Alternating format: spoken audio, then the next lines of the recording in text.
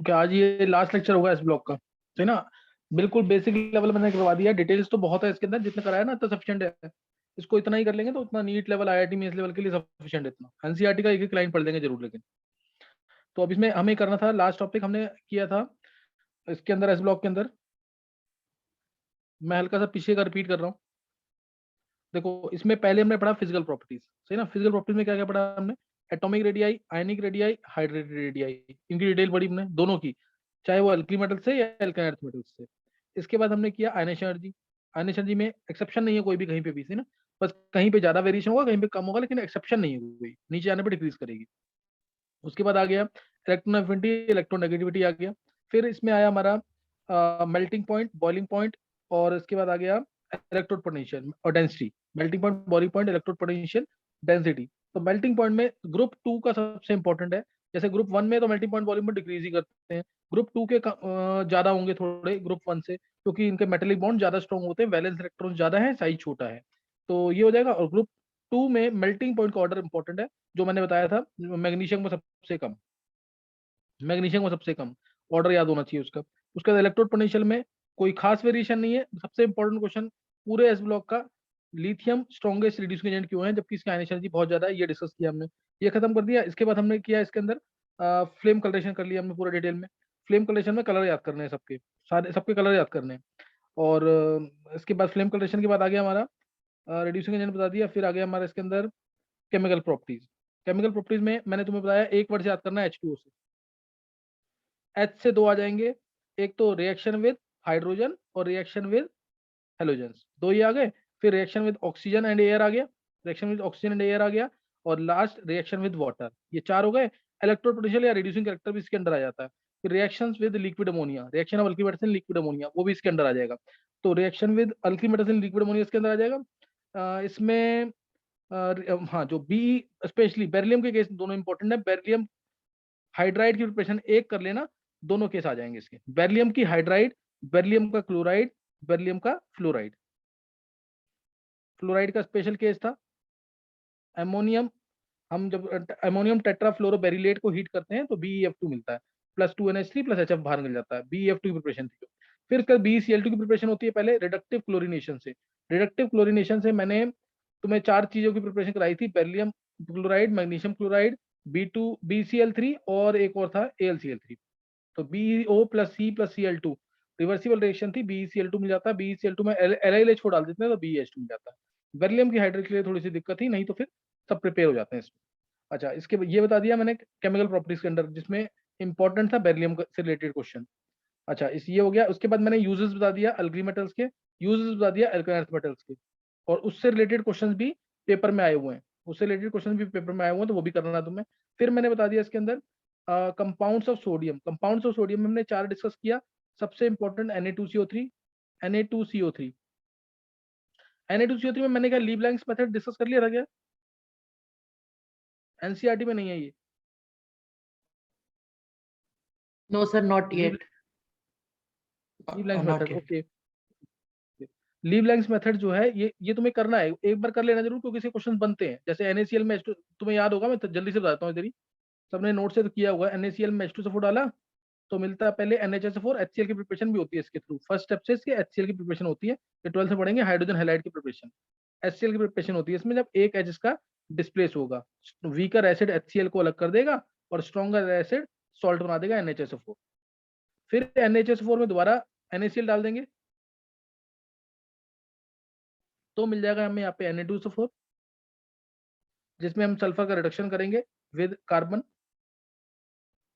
तो Na2S मिल जाता है। Na2S में हम डाल देते हैं CO2, CO2 डाल देते हैं तो Na2CO3 तो मिलता ही है। और साथ में हम इसके ना एक इम्प्योरिटीज को निकालने के लिए CaCO3 भी डालते हैं, CaCO3, जो कैल्शियम सल्फाइड या सल्फेट की इम्प्योरिटीज को बाहर निकालता है। तो इसमें हमें मिल जाता है Na2CO3, Na2CO3 मिल जाता है इसमें। तो ये इसकी प्रिपरेशन थी इसके अंदर, और CaCO3 डाला था इम्प्योरिटीज को बाहर निकालने के लिए। बस इसकी इंपॉर्टेंस ये है, इसकी इंपॉर्टेंस ये है कि इससे Na2CO3 प्रिपेयर हो ही रहा है, साथ में K2CO3 भी प्रिपेयर हो जाता है, जो सॉल्वेज प्रोसेस से प्रिपेयर नहीं हो रहा था। तो ये लीबलैंक्स मेथड है ना, मैंने थोड़ा शॉर्ट में बता दिया तुम्हें ये, अदरवाइज मैंने लेक्चर जो तुम्हें भेजे हैं उसमें करवा रखा है पूरा ढंग से।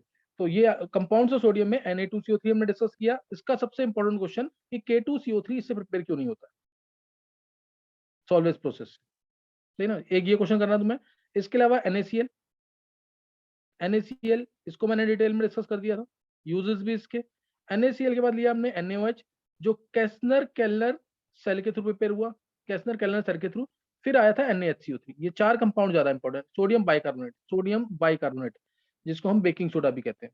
तो इसकी प्रिपरेशन हमने कर ली थी और इसके यूजेस पढ़ लिए थे, ये हमने खत्म कर लिया था। इसका तो हमने पढ़ा था biological importance of sodium and potassium, calcium and magnesium. तो सोडियम और पोटेशियम की बायोलॉजिकल इंपॉर्टेंस जो है वो ज्यादा इंपॉर्टेंट है, उसके क्वेश्चन भी मेंस के पेपर में आया था। बायोलॉजिकल इंपॉर्टेंस ऑफ सोडियम, तो इसमें मैंने तुम्हें बताया in the transmission of nerve signals, ये तुमने पढ़ा होगा, transmission of nerve signal, transportation of sugar and amino acids into cell membrane, regulating the flow of water across cell membrane. ये थे सोडियम की इंपॉर्टेंस। ऐसे ही पोटेशियम की बताई थी, activates many enzymes, helps in transmission of nerve signals with the help of sodium, sodium की help से। अच्छा ये बता दिया था। और इसके अलावा था कि in the oxidation of glucose to produce ATP, उसमें भी पोटेशियम यूज करते हैं। और इसमें मैंने एक क्वेश्चन, एक इंपॉर्टेंट क्वेश्चन है कि सोडियम जो है ये ज्यादा इंपॉर्टेंट होता है as compare to potassium. Sodium is found to be more useful than potassium. क्या रीजन था इसका इन बायोलॉजिकल प्रोसेसेस कि सोडियम, ये एनसीईआरटी का क्वेश्चन भी है। अब देखो ये मैंने पता नहीं डिस्कस मेरे को लग रहा नहीं किया है, देखो एक बार रिकॉल करते हैं ना कुछ पॉइंट्स आ ही जाते हैं ना ये, तो इसलिए मैंने तुम्हें कहा ना रिकॉल करना सबसे ज्यादा इंपॉर्टेंट है। तो sodium is found to be more useful than potassium. तो इसका रीजन सिंपल था कि सोडियम जो है इसकी आयनेशन एनर्जी ज्यादा है, तो इसकी रिएक्शन थोड़ी स्लो होंगी, तो ये हम कंट्रोल कर सकते हैं। पोटेशियम जो है, पोटेशियम इसकी आयनेशन एनर्जी क्या है, कम है, इलेक्ट्रॉन्स वगैरह आसानी से रिलीज करेगा, ज्यादा रिएक्टिव होता है, तो इसकी रिएक्शंस को कंट्रोल करना थोड़ा सा टफ होता है। इसलिए sodium is found to B, ये मेन रीजन है, sodium is found to be more useful than potassium. Sodium cheap आता है और पोटेशियम थोड़ा सा कॉस्टली है, तो ये भी हम कह सकते हैं। अदरवाइज मेन है कि reactions of sodium can be controlled in a better manner as compare to potassium, ये तुम्हें बोलना है इसके अंदर। तो ये सारे पॉइंट्स हैं, चैप्टर को एक बार तरह से रिकॉल कर लिया है। और अब हमें जो करना था फिर, हाँ एक चीज और थी कि एनामलस बिहेवियर और डायगोनल रिलेशनशिप, ये भी हमने पढ़ा इसके अंदर, एनामलस बिहेवियर और डायगोनल रिलेशनशिप।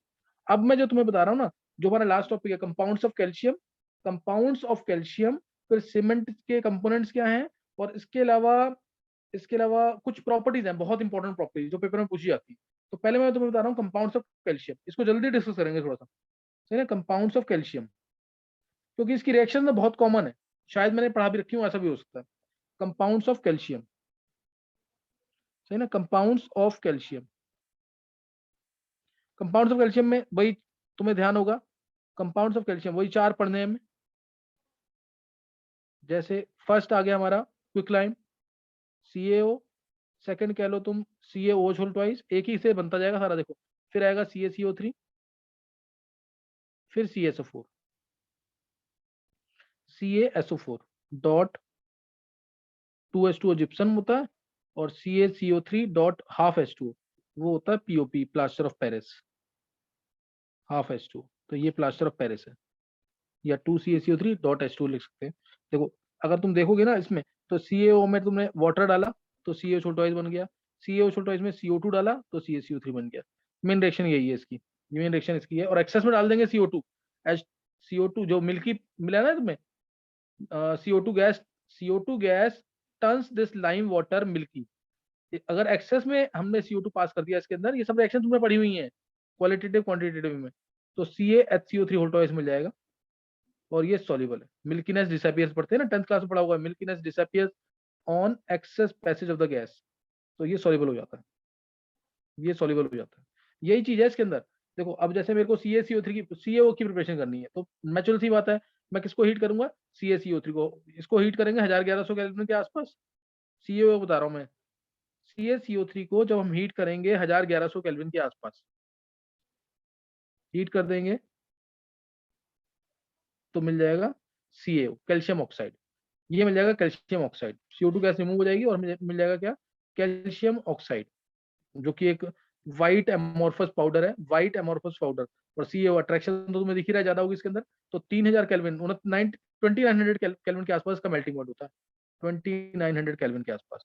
और इसको ज्यादातर ना, ये मॉइस्चर को तो आसानी से एब्जॉर्ब करेगा ही करेगा, ज्यादातर इसको हम यूज करते हैं as a flux, metallurgy process में एज ए फ्लक्स। जो गैंग पार्टिकल्स को क्लीन करेगा, गैंग पार्टिकल्स को हटाएगा, गैंग पार्टिकल्स गंदगी को हटाएगा, इम्प्योरिटीज को रिमूव करेगा। इसको याद करने का तरीका, जैसे CaO है, मॉइस्चर को एब्जॉर्ब करता है, तो क्या बनेगा, ये करो, ये फ्लक्स का काम करता है।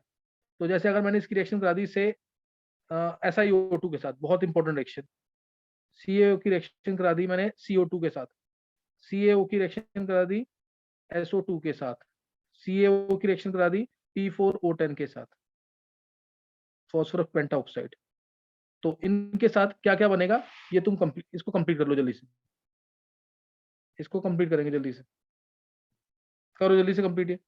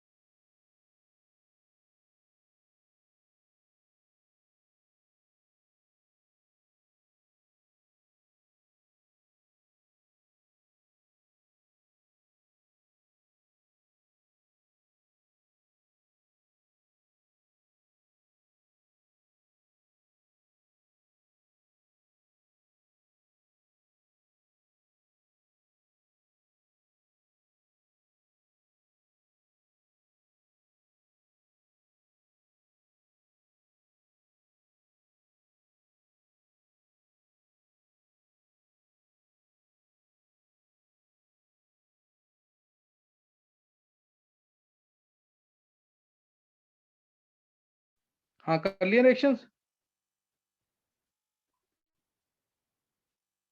कौन बताएगा रिएक्शन जल्दी से।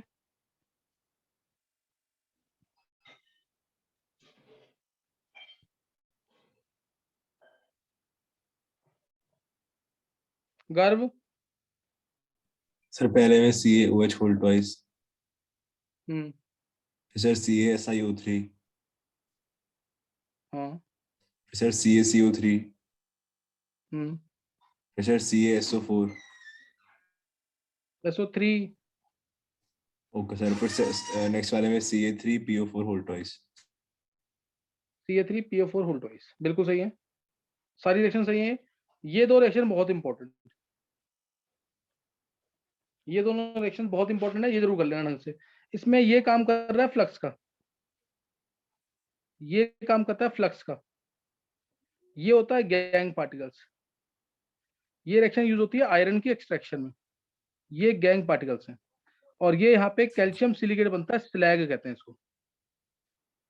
इसकी डेंसिटी कम होती है आयरन से, मोल्टन आयरन से, तो ये आयरन के ऊपर तैरता है, ये ध्यान रखना इसके अंदर। ऐसे यहाँ पे ये फ्लक्स का काम कर रहा है, और ये काम कर रहा है गैंग पार्टिकल्स का,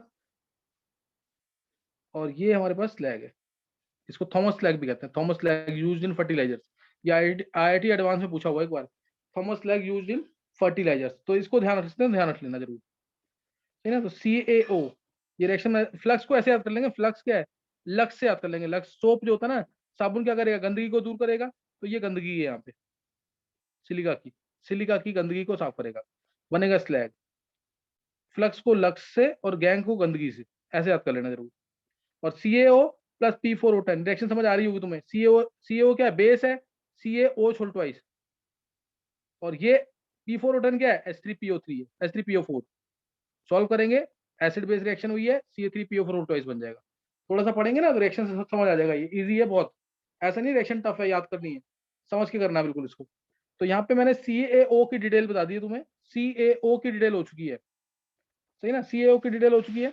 और CaO जो है मेन कंपोनेंट होता है सीमेंट की इंडस्ट्री का, CaO is main component of cement industry.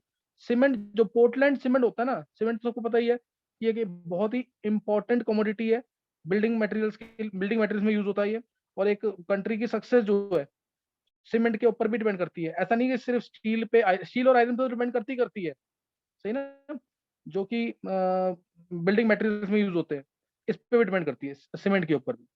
तो क्या कहते हैं, सीमेंट जो है इसके अंदर मेन कंपोनेंट होता है CaO, ये मान के चलो इसके अंदर 50 to 60% होता है, ये सबने पढ़ा भी होगा। सीमेंट होता है 50 to 60% इसके अंदर। दूसरा सिलिका, जो सैंड मिट्टी वगैरह जो कहते हैं, ये होता है 20 से 25% के आसपास, 20 से 25% सेकंड ये होता है मेजर अमाउंट में। फिर इसके अलावा Al2O3 5 to 10% के आसपास। फिर आ जाता है MgO, ये 3 मेजर है। फिर MgO आ जाता है 2 से 3%, 2 से 3% ये आ जाता है। और दो बच गए ना, SO3 और Fe2O3, ये दोनों 1 से 2%, 1 to 2%, 1 to 2%। रेशियो चेक करते हैं हम इसका, इन दोनों का रेशियो जो है ना, इन दोनों का रेशियो मिलाकर इसके साथ कितना होना चाहिए, 2:1। 2:1 में CaO अपॉन में इन दोनों का कंबाइंड रेशियो 2:1 में होना चाहिए। इन दोनों का कंबाइंड रेशियो कितने में होना चाहिए, 2:1 में। ये अच्छे सीमेंट के लिए, सही ना, अच्छे सीमेंट के लिए होना चाहिए 2:1 के रेशियो में, ये ध्यान रखना इसके अंदर, ये इंपॉर्टेंट चीज है यहाँ पे।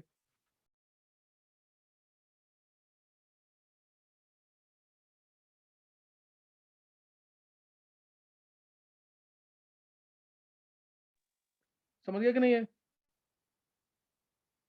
तो इस चीज को भूलना नहीं है। CaO का जो रेशियो है अपन में सिलिका प्लस Al2O3 का, ये 2:2 तुम्हें दिख भी रहा होगा इससे।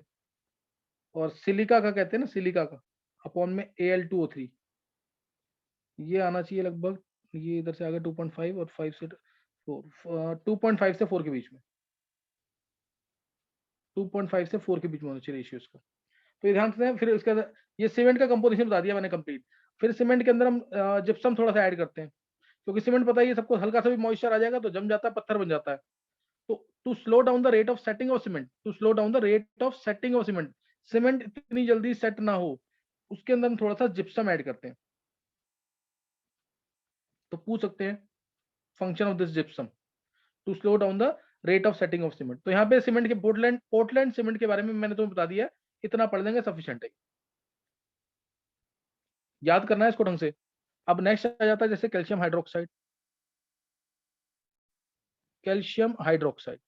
अब कैल्शियम हाइड्रोक्साइड जो है ये कैसे बनेगा, वो तो तुम्हें समझ आ ही गया, कैल्शियम ऑक्साइड के ऊपर जब पानी पड़ेगा तो बन जाता है कैल्शियम हाइड्रोक्साइड। क्या बन जाएगा, कैल्शियम हाइड्रोक्साइड, जिसको हम ये कैल्शियम ऑक्साइड को ध्यान रखना कि क्विक लाइम भी बोलते हैं, ये नाम से भी आता है इसको, और एनसीईआरटी एग्जाम्पलर में क्वेश्चन भी दे रखे हैं इसके।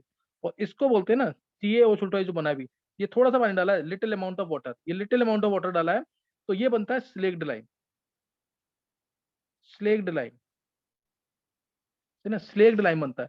फिर इसके अंदर जब तुम डाल दोगे थोड़ा सा और पानी, वाटर और ऐड कर दोगे, तो अब जो CaO आएगा, अब जो CaO आएगा, इस पहले ऊपर क्या बोल रहे थे, स्लेक, ये सॉलिड फॉर्म में होता है, ये सॉलिड फॉर्म में होता है, क्या था नाम इसका, स्लेक्ड लाइम। अब इसमें पानी मैंने अगर और डाल दिया तो अब ये बन जाएगा, ये व्हाइट टर्बिडिटी जो आएगी ना, व्हाइट टर्बिडिटी, ये इसको बोलेंगे milk of lime, milk of lime, milk of lime. और इसके बाद अब एक्सेस में वाटर डाल दिया, अगर एक्सेस में वाटर डाल दिया तो अब बन जाएगा CaOH ट्वाइस की क्लियर सॉल्यूशन। अब CaOH ट्वाइस की क्लियर सॉल्यूशन मिलेगी, जिसको हम बोलते हैं लाइम वाटर। ये लाइम वाटर है, क्लियर सॉल्यूशन होगी लाइम वाटर। ये जो है ना, ये वाली चीज, ये ध्यान रखेंगे, मिल्क ऑफ लाइम जो बोला मैंने, मिल्क ऑफ लाइम है ना। मिल्क ऑफ लाइम ये है क्या, सस्पेंशन ऑफ सिलिक ड्राइविंग तरह से। सस्पेंशन, सस्पेंशन पढ़ा हुआ ना, ये तुमने पढ़ा होगा। ट्रू सॉल्यूशन क्या होता है, ट्रू सॉल्यूशन जैसे इसको कहते हैं, ट्रू सॉल्यूशन और कोलाइडल सोल और सस्पेंशन। तो ये सस्पेंशन वाली फॉर्म जो है, इसको बोलते हैं milk of lime, milk of lime. और ये जो तुमने देखा होगा ना, ये जो पान वाले यूज करते हैं, वो जो चूना वगैरह यूज करते हैं ना, हल्का सा गीला होता है जो, वो ये चीज है, ये मिल्क ऑफ लाइम। ये ध्यान रखना है इस चीज का, इंपॉर्टेंट है ये। एनसीईआरटी का, एनसीईआरटी एग्जाम्पलर का ये क्वेश्चन भी है, एनसीईआरटी एग्जाम्पल का क्वेश्चन भी है कि लाइम वाटर और इसमें मिल्क ऑफ लाइम में क्या डिफरेंस है, लाइम वाटर और मिल्क ऑफ। तो एक्वस सॉल्यूशन अगर होगी, एक्वस सॉल्यूशन अगर होगी, तो हम उसे क्या बोलेंगे, lime water clear solution. Aqueous solution जो है, मतलब पानी ज्यादा अमाउंट में, तो ये बोलेंगे। और सस्पेंशन ऑफ होगा, अगर सस्पेंशन अगर होगा स्लेक्ड लाइम का, तो उसे बोलेंगे मिल्क ऑफ लाइम। ये डिफरेंस कर लेना दोनों में। लाइम वाटर यानी aqueous solution of calcium hydroxide, aqueous solution of calcium hydroxide. और सस्पेंशन ऑफ सिलेक्ट लाइम है तो उसे बोलेंगे मिल्क ऑफ लाइम। ये एनसीईआरटी एग्जाम्पल का क्वेश्चन है, इसको कर लेंगे जरूर। फिर इसके बाद इसके बारे में तुम्हें पता ही है कि इसके इसके पास जैसे ही हम CO2 पास करेंगे, it will turn lime water milky, lime water को मिल्की कर देगा। टर्बिडिटी आ जाएगी, व्हाइट टर्बिडिटी, सही ना, व्हाइट टर्बिडिटी आ जाएगी, it will turn lime water milky. ध्यान रखना कि प्रेसिपिटेट और टर्बिडिटी में डिफरेंस होता है, प्रेसिपिटेट और टर्बिडिटी में डिफरेंस होता है। टर्बिडिटी जो होती है ना, वो एक्चुअल में होती सॉलिड है, लेकिन वो मेन सॉल्यूशन के ऊपर तैरती है, सही ना, मेन सॉल्यूशन के ऊपर तैरती है। लेकिन जो प्रेसिपिटेट होता है ना, वो नीचे जाके बैठ जाता है, वो भारी होता है, डेंसिटी ज्यादा होती है, उसको नीचे जाके बैठ जाता है। अब इसमें मैं एक्सेस में H2 और CO2 पास कर दूंगा, अगर एक्सेस में H2 और CO2 पास कर दूं, तो मिल जाएगा CaHCO3 होल ट्वाइस। ये क्लियर सॉल्यूशन मिल जाएगी। तो ये अब सॉल्युबल हो गया, ये हो गया सॉल्युबल। तो ये वाला स्टेप भी बहुत इंपॉर्टेंट है, इसको कर लेंगे। CO2 will turn lime water milky, lime water milky. CO2 gas हो या SO2 गैस हो, अगर SO2 भी होती ना, वो भी लाइम वाटर को मिल्की कर देती है, CaSO3 बनता है, CaSO3। वो भी सेम टर्बिडिटी फॉर्म में मिलेगा। और जैसे ही हम एक्सेस ऑफ SO2 पास करेंगे, तो उसमें भी कैल्शियम बाइसल्फाइड मिल जाएगा, CaHSO3 whole twice. Clear solution इसकी भी मिलेगी। दोनों गैसेस का पता लगाने के लिए, क्या किसी को भी याद है ये कैसे पता लगाते हैं दोनों गैसेस का, कि SO2 गैस ने लाइम वाटर को मिल्की किया है कि CO2 गैस ने लाइम वाटर को मिल्की किया है, क्या किसी को भी याद है ये? सर KMnO4 डालते हैं तो फिर MnO बहुत अच्छी बात। MnO4 नेगेटिव आ जाता है। हाँ सही, तो गर्व 10th में इसको याद था, और किसको याद था गर्व के अलावा? नहीं, वेदांत को याद है, और So Cr2O7 वेदांत, also. हाँ उससे भी कर सकते हैं, बिल्कुल सही है, बिल्कुल सही है। डाइक्रोमेट आयन से भी कर सकते हैं हम, पर मैग्नेट की सॉल्यूशन से भी वेदांत को, हेमांग को, कृष्णा, कनेश, निशी, मैं बोला करो आंसर फिर, मयंक। चलो 6-7 बच्चों को याद था ये। चलो नेक्स्ट अब है, नेक्स्ट एक तो रिएक्शन मैंने बता दी।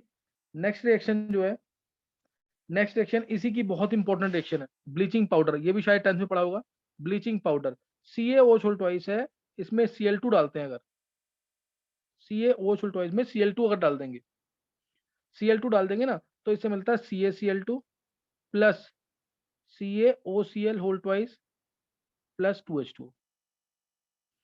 ये क्या है, मिक्सचर जो होता है ना, इसको ब्लीचिंग पाउडर कहते हैं। एक्चुअली हम पढ़ते हैं ये CaOCl ट्वाइस, मतलब एक तरह से शॉर्ट फॉर्म कह लो उसको। इसके अंदर Cl की दोनों शेड आ गई ना, Cl की +1 शेड भी आ गई, Cl की -1 शेड भी आ गई, तो इसलिए दोनों का मिक्सचर, ये दोनों मिलते हैं ना, तो इसको बोलते हैं, ये बन गया। इसलिए इसको भी ब्लीचिंग पाउडर बोला हुआ है, लेकिन एक्चुअल में जो ब्लीचिंग पाउडर है वो ये है, CaCl2 dot CaOCl whole twice dot CaOH whole twice dot 2H2। इस पूरे को जो, मतलब जो भी रिएक्शन में बन रहा है, Cl2 को छोड़ दो सिर्फ, बाकी सब किस में आता है, ब्लीचिंग पाउडर में, इसको भी लेके बाकी सब आएगा ब्लीचिंग पाउडर के अंदर। तो IIT के अंदर क्वेश्चन पूछा हुआ है इसका कि परसेंटेज ऑफ अवेलेबल क्लोरीन कितना है ब्लीचिंग पाउडर में, तो जिसको ब्लीचिंग पाउडर का कंप्लीट फॉर्मूला पता है वही निकाल सकता है। निकालोगे तो 35-36% आता है लगभग, तो ये याद रख लेंगे 35%। और ये पूरा याद रखना, रिएक्शन बहुत इंपॉर्टेंट है। CaO इसमें Cl2 डालेंगे तो ये बनता है।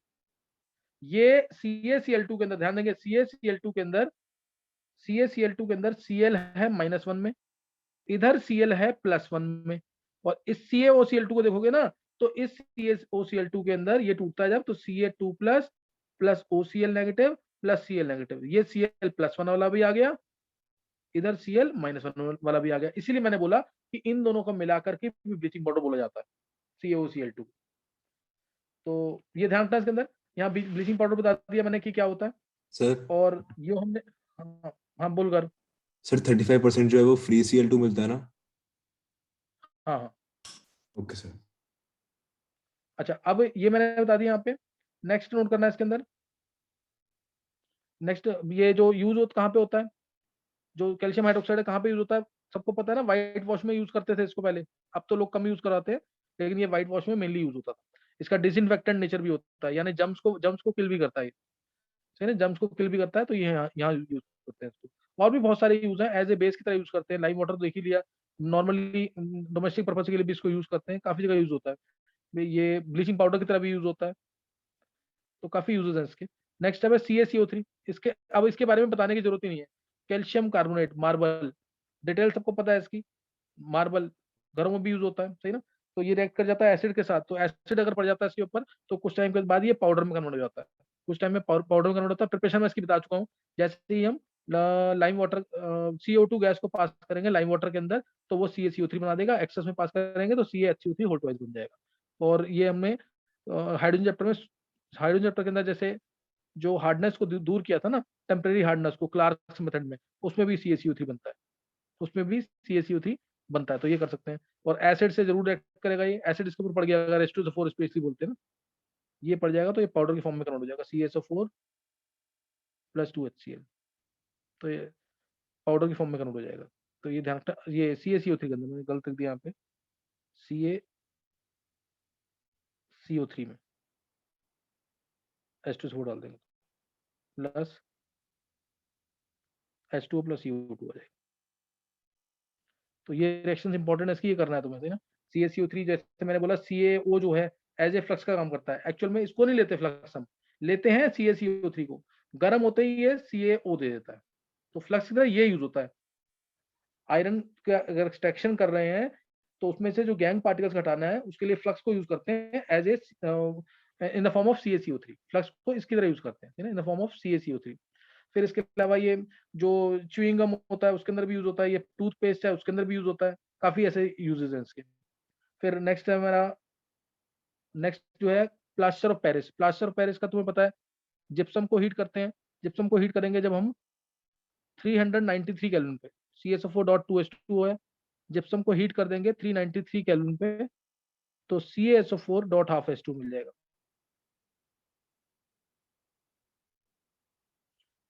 ये है, सही ना, प्लास्टर ऑफ पेरिस। और अगर इसको मैं ज्यादा हीट कर दूंगा, इससे ज्यादा हाई टेम्परेचर पे हीट कर देंगे ना, ग्रेटर देन 393 केल्विन, तो ये दे देगा CaSO4, जिसे बोलते हैं डेड बर्न प्लास्टर। तो CaSO4 दे देगा जिसे क्या बोलते हैं, डेड बर्न प्लास्टर। और POP का यूज, तो POP कहाँ कहाँ यूज होता है सबको पता होगा। POP कहाँ यूज होता है ये? For making the cast of the fractured bones, हाँ, फ्रैक्चर, बिल्कुल। and then making statues. Statues वगैरह में यूज होता है POP। घरों में भी हम यूज करते हैं, है ना, मतलब कि बिल्डिंग इंडस्ट्री में यूज करते हैं इसको। और फॉर इमोबिलाइजिंग फ्रैक्चर्ड बोन, मतलब किसी पार्ट को जो जिसमें फ्रैक्चर हो गया है बोन में या फिर स्प्रेन आ गया है, तो उसको इमोबिलाइज करने के लिए, ताकि उसमें मूवमेंट ना हो और आसानी से जुड़ जाए, तो उसके लिए हम इसको POP को यूज करते हैं। आजकल इसका यूज थोड़ा कम हो गया, लेकिन हम यूज करते हैं इसको।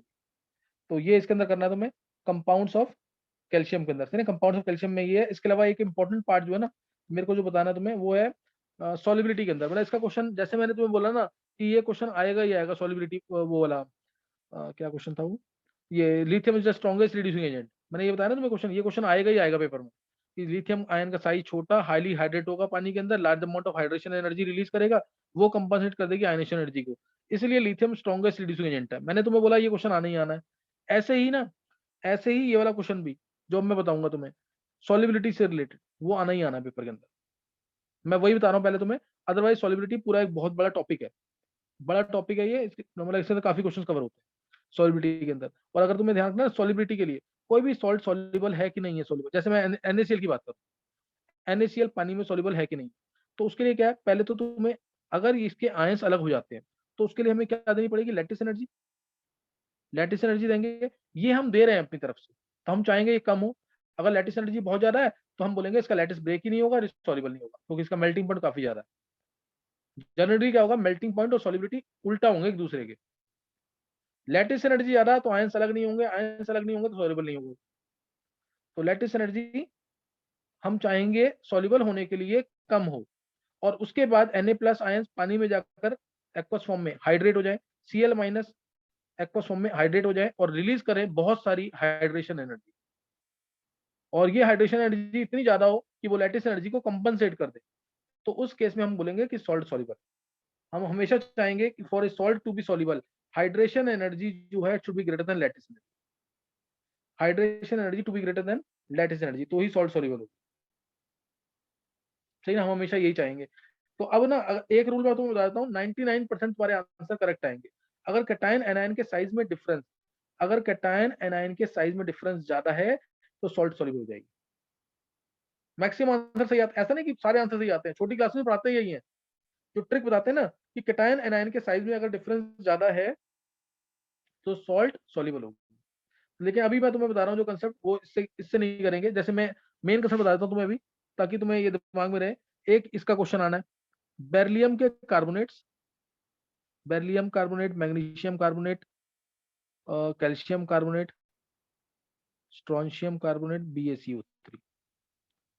तो इसकी सॉल्युबिलिटी की बात करूं कि इनका सॉल्युबल, ये इनका सॉल्युबिलिटी का ट्रेंड क्या होगा नीचे आने पर, और या फिर BeSO4 और BaSO4, BaSO4, MgSO4, CaSO4,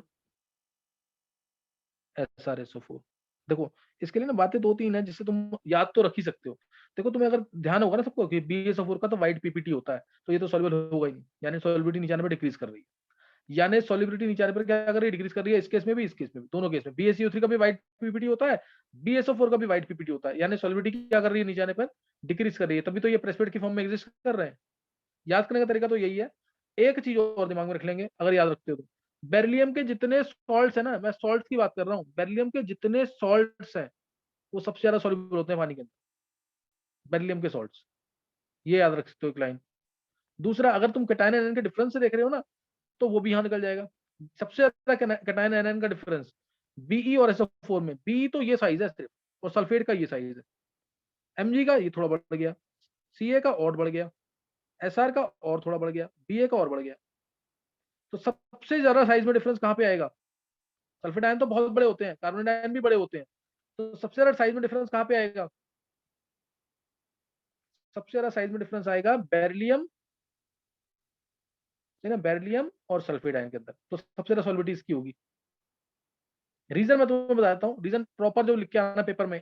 अभी तक मैंने जो बातें बताई वो सिर्फ ट्रिक्स है, कोई मार्क्स नहीं मिलना उसका सब्जेक्टिव में। तुम्हें पेपर में क्या लिख के आना है, जैसे से हम नीचे जाएंगे, जैसे से नीचे आएंगे, सल्फेट आयन का साइज बहुत बड़ा है। मैं सल्फेट के लिए बता रहा हूँ, कार्बोनेट के लिए एज इट इज लिख देंगे। सल्फेट आयन का साइज बहुत बड़ा है, जैसे से हम नीचे जाएंगे तो लैटिस एनर्जी जो है, लैटिस एनर्जी जो है, इट रिमेन्स ऑलमोस्ट कांस्टेंट। क्यों कांस्टेंट है, क्योंकि सल्फेट आयन है ही इतना बड़ा, कैटायन का साइज कोई मतलब ही नहीं है, साइज सबके बॉन्ड बने हुए इनके साथ, कोई डिफरेंस ही नहीं आ रहा लैटिस एनर्जी में। Lattice energy remains almost constant, या डिक्रीज करेगी, लैटिस एनर्जी डिक्रीज करेगी लेकिन कोई खास फर्क नहीं पड़ेगा। Lattice energy remains almost constant, या decrease in lattice energy is very less. लेकिन हाइड्रेशन एनर्जी जो है, हाइड्रेशन एनर्जी Be2+ तो बहुत छोटा है, बहुत छोटा है, तो हाईली हाइड्रेट होगा वाटर के अंदर, हाईली हाइड्रेट होगा वाटर के अंदर। तो हाईली हाइड्रेट होगा तो नीचे आने पर हाइड्रेशन एनर्जी डिक्रीज करेगी, और हाइड्रेशन एनर्जी डिक्रीज करेगी तो इसलिए सॉल्युबिलिटी डिक्रीज करती है। बात समझ कि नहीं, lattice energy remains almost constant, lattice energy remains almost constant, but hydration energy of cations decrease down the group, इसलिए सॉल्ट की सॉल्युबिलिटी कम होती है, इसलिए सॉल्ट की सॉल्युबिलिटी कम होती है। अदरवाइज मैंने तुम्हें डिटेल अगर दी होगी ना, तो ये तुम्हें बताया होगा लैटिस एनर्जी जो कि कैटायन एनायन दोनों आपस में बंधे हुए हैं, जैसे बेरिलियम और सल्फेट के बीच में होगी ना लैटिस एनर्जी, तो लैटिस एनर्जी इनवर्सली प्रोपोर्शनल होती है R plus upon R minus के, और हाइड्रेशन एनर्जी अलग अलग आयंस की होती है, इसलिए inversely proportional to R plus होगी plus inversely proportional to R minus होगी। अब R माइनस बहुत बड़ा तो इधर ये खत्म, R माइनस बहुत बड़ा तो इधर यही खत्म, तो इसलिए अब तुम खुद देख लो, आयन तो एक ही है, एनायन तो एक ही है, तो लैटिस एनर्जी ऑलमोस्ट कांस्टेंट, और हाइड्रेशन एनर्जी क्या करेगी, डिक्रीज करेगी, और हाइड्रेशन एनर्जी डिक्रीज कर रही है तो सॉल्युबिलिटी डिक्रीज करेगी। सेम केस इसके अंदर एक्सप्लेन करेंगे, सेम केस इसके अंदर। और हाइड्रोक्साइड्स के केस में ना, हाइड्रोक्साइड्स के केस में सॉल्युबिलिटी बढ़ती है, याद रख लेना, बढ़ती है। इसके जस्ट उल्टा आंसर लिख के आना। यहां तक कर लेंगे, अभी मैं नेक्स्ट टाइम बता दूंगा तुम्हें थोड़ा सा और।